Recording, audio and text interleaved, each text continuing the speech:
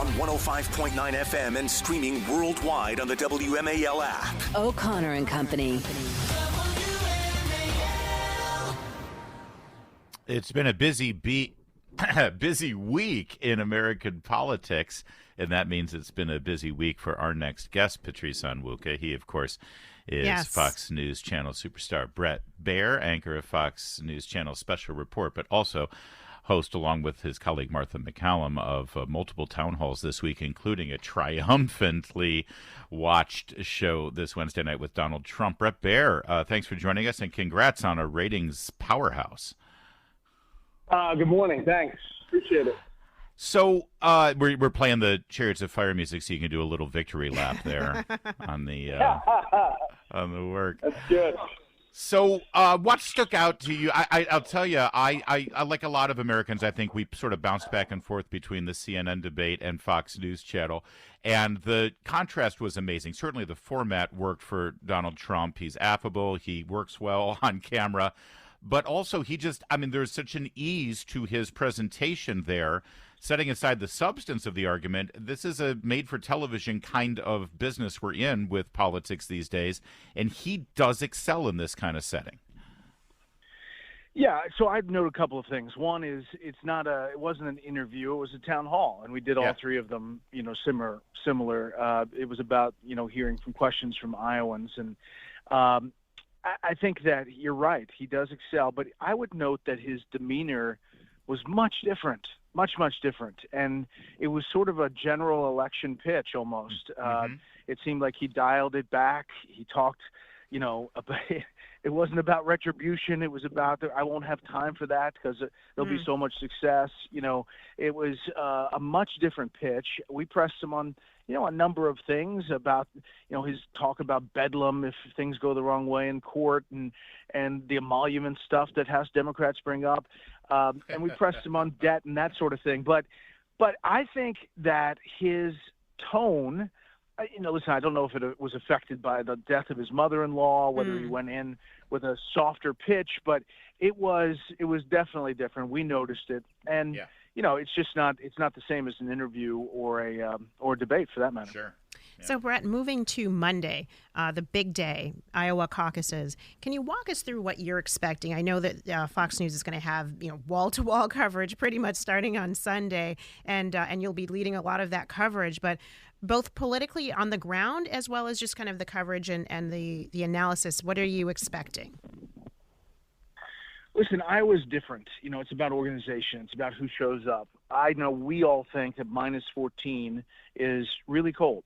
Iowans really don't care. And so I think that that's not going to be as big an issue that maybe we talk about. I don't think at this point, just talking to people on the ground. I do think we've never seen a lead like this for one candidate, a former president, in the polls heading to the caucuses.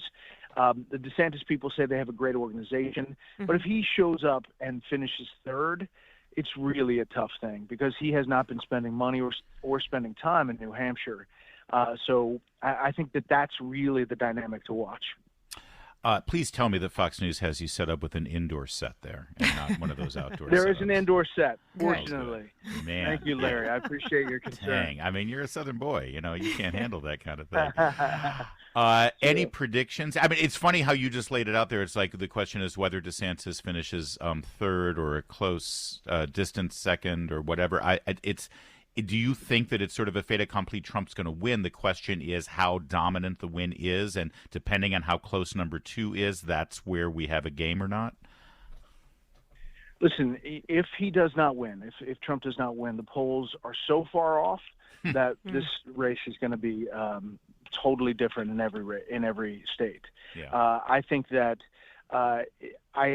it does matter organization. It does matter final days.